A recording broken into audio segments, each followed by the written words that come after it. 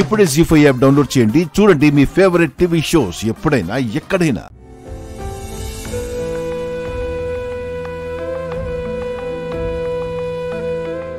ఉత్తమ్, దామ్మా.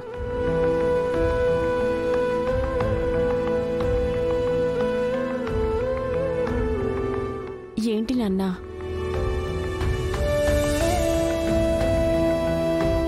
ఏంటి నాన్నా, జరిగింది తలుచుకొని బాధపడుతున్నావా? అవునమ్మా, మైథిలి క్యారెక్టర్ ఏంటో మనకు తెలుసు. తను ఎంత ఆనెస్ట్గా ఉంటుందో మనకు తెలుసు. అయినా కూడా తను దొంగతనం చేసిందంటే నాన్నమ్మ ఎలా నమ్మింది? మిగతా వాళ్ళంతా ఎలా నమ్మారు? తను ఏ తప్పు చేయకుండా అందరూ తనను అవమానిస్తుంటే మౌనంగా భరించిందే తప్ప ఒక్క ఎదురు ప్రశ్న వేయలేదు. అదే తను ఏ తప్పు చేయకపోతే తనకి జరిగిన అవమానాన్ని తీసేయగలమా? తను పెడుతున్న కన్నీళ్లకి జవాబు ఇవ్వగలమా? నీ బాధ నాకు అర్థమైంది నాన్న.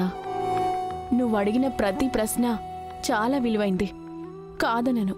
కానీ నువ్విప్పుడు చెయ్యాల్సింది బాధపడ్డమో తన మీద సానుభూతి చూపించడమో కాదు. భయంలో ఉన్న మైథిలికి ధైర్యం చెప్పాలి. బాధలో ఉన్న మైథిలికి ఓదార్పివ్వాలి. ఈ సమస్య నుంచి బయటపడతావు అన్న నమ్మకాన్ని నువ్వే కలిగించాలి. కరెక్ట్ అమ్మా. పాప మైథిలి ఎంత ఫీల్ అవుతుందో. ఇప్పుడే కాల్ చేసి మాట్లాడతాను.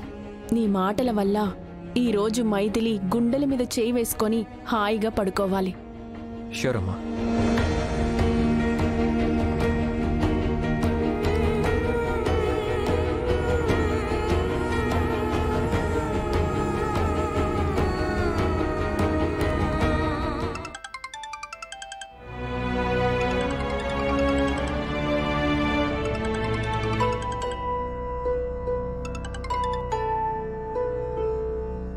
హలో, చెప్పండి. భోంచేసావా మైథిలి? లేదండి. అర్థమైంది. మా వాళ్ళు తిట్టిన తిట్లతో, చేసిన అవమానాలతో నీ కడుపు నిండిపోయింది కదా? అదేం లేదండి. జరిగిన దాంట్లో నా తప్పు కూడా ఉంది.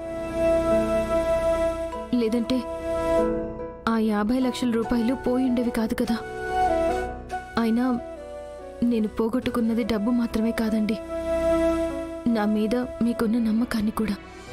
నా నీడనైనా నేను అనుమానిస్తానేమో గాని నిన్ను నా ప్రాణం పోయినా కూడా అనుమానించను. ఎందుకంటే నీదెంత స్ట్రాంగ్ క్యారెక్టరో నేను దగ్గరుండి చూశాను కాబట్టి. ఎనీవే, ఆ దొంగతనం ఏ ఏరియాలో జరిగిందో ఆ ఏరియాలో పోలీస్ స్టేషన్కి కంప్లైంట్ ఇచ్చాను. ఆ చుట్టుపక్కల ఉన్న సీసీ కెమెరాలన్నీ మనం చెక్ చేయడానికి పర్మిషన్ ఇచ్చారు. రేపే మనం వెళ్తున్నాం. ఆ ఏరియాలో ఉన్న సీసీ ఫుటేజ్ మొత్తం చెక్ చేస్తున్నాం. అసలు దొంగ ఎవరో కనిపెడుతున్నాం. థ్యాంక్ యూ అండి. Thank you so much. మీరు చెప్పిన ఈ ఒక్క మాటతో నా ప్రాణం లేచొచ్చినట్టుగా అయ్యింది. రేపే అసలు దొంగ ఎవరో నేను పట్టుకుంటాను. నేను నిర్దోషిని అని నిరూపించుకుంటానన్న నమ్మకం కలిగింది. అంటే భయం పోయినట్టేగా? 100% పోయింది.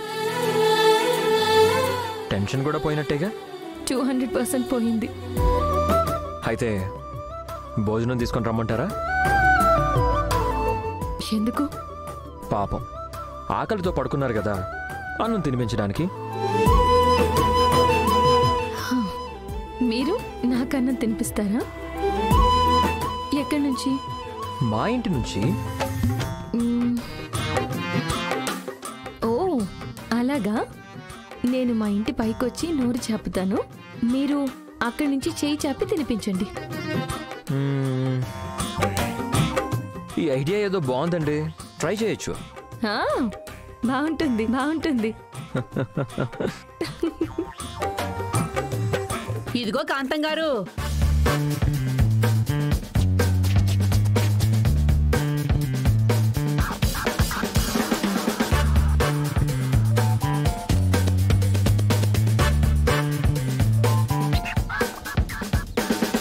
అందరూ అమ్మవారిలాగా అలంకరించుకొని ఎక్కడికి వెళుతున్నారు?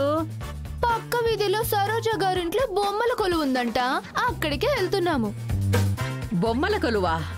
ఏ మీకు బొమ్మల కొలువు గురించి తెలియదా? నాకెందుకు తెలీదు? ఇప్పటికీ 100 సార్లు చేసుంటాను. మరైతే మమ్మల్ని ఎప్పుడు పిలవలేదే. మీరిలా నగలు పెట్టుకొస్తారని తెలియక నేనెప్పుడు పిలవలేదు. ఏంటి? అబ్బే ఏం లేదు. ఈ రోజు సాయంత్రం మా ఇంట్లో కూడా బొమ్మల కొలువు ఉందే, మీరందరూ తప్పకుండా రావాలి. అలాగేలే, అవకాశం ఉంటే తప్పకుండా వస్తాం. పదండి. ఇదేంటిది, అవకాశం ఉంటే వస్తానంటుంది? త్రిష, విన్నావా? ఈ కాలనీలో ఉన్న గజ దొంగ బొమ్మల కొలువు చేస్తుందంట. బొమ్మల కొలువు. అవునండి, ఎక్కడైనా బొమ్మలు కనపడితే కొట్టేయటం తప్ప కొనుక్కోవడం చేత కానీ వీళ్ళు కూడా బొమ్మల కొలువు చేస్తారంట. అందుకే కదా మా ఇంటికి బొమ్మల కొలువుకి వస్తావా అని అడిగితే అవకాశం ఉంటే వస్తామని తప్పించుకుని వెళ్ళిపోతున్నారు. చూడండి, మీరేమైనా అనాలి అనుకుంటే సూటిగా అనండి. వీళ్ళ సూటిపోటి మాటలతో దెప్పరక్కర్లేదు. మేము డైరెక్ట్ గానే చెప్పాం, మీ ఇంటికి పేరంటానికి ఎవ్వరూ రారని. కాస్త మీకే అర్థమైనట్టుగా లేదు. ఎందుకు రారు? ఎందుకంటే తమరు పెద్ద పేరు మోసిన గజితంగా అని ఈ కాలనీ మొత్తానికి తెలుసు కదా. ఇంకొకసారి నన్ను దొంగ అన్నావనుకో, నీ అరుపు హైదరాబాద్ మొత్తం వినపడేలా కొడతాను. అమ్మా, వాళ్ళతో మనకేంటి, వదిలేసే రా. మమ్మల్ని తర్వాత కొడదు గాని ముందు మీ బొమ్మల కొలువుకి పేరంటాలొచ్చేలా చేసుకోమ్మా. లేదంటే కాలనీలో పరువు పోతుంది. పాపం ఊరుకోండి ఆంటీ, పరువు పోవాలంటే ముందు వాళ్ళకి పరువు ఉండాలి కదా. అవునవును, పరువు గురించి నువ్వే మాట్లాడాలి. బ్యాంక్లో లోన్ పేరుతో లక్షలు దోచుకున్న నువ్వు కూడా పరువు గురించి మాట్లాడుతున్నావా? వీళ్ళు గురికింజి లాంటి వాళ్లే.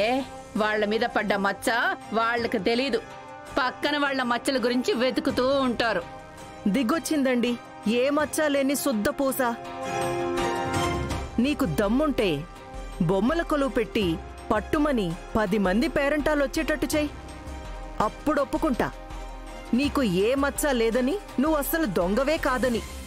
సరే, ఈ రోజే బొమ్మల కొలువు పెడతాను. నువ్వన్నట్టుగానే 10 మంది పేరంటాల్ని పిలుస్తాను. 10కి 1 పేరంటాలు తగ్గినా నువ్వేం చెప్తే అది చేస్తాను. నేనీ ఊరు ఖాళీ చేసి వెళ్ళిపోమ్మంటే వెళ్ళిపోతావా? 100% వెళ్ళిపోతాను.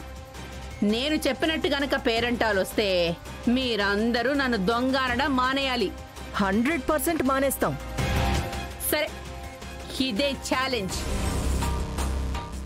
జీ5 యాప్ డౌన్లోడ్ చేసి అన్ని ఎపిసోడ్స్ పూర్తి ఉచితంగా చూడండి.